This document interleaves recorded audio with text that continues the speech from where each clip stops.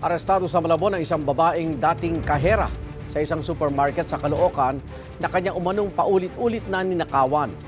Tumangi munang sumagot sa mga paratang ang akusado. May unang balita si Bea Pinlac. Namin pa alam na kanila po sinasabi ko kung ano dapat sa inyo sa kasong qualified theft for 5 counts po.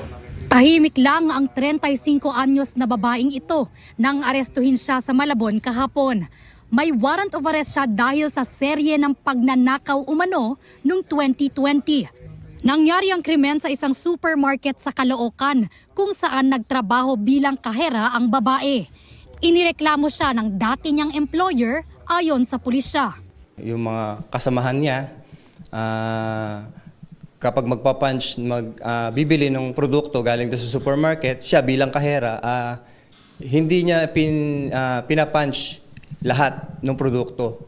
At pagkatapos nilang masagawa yung mali nilang ginagawa, sa kanila paghahati-hatian yung proceeds ng mga ninakaw nila. 5 beses niyang ginawa sa ibang pagkakataon at sa magkakaibang panahon.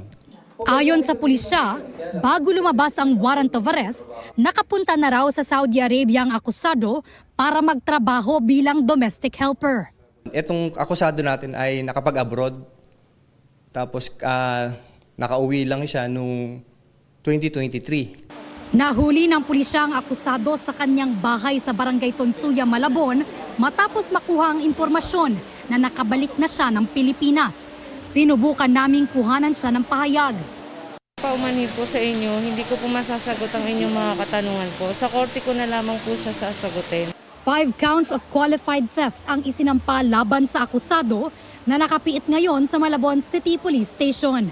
Ito ang unang balita. Bea Pinlac para sa GMA Integrated News.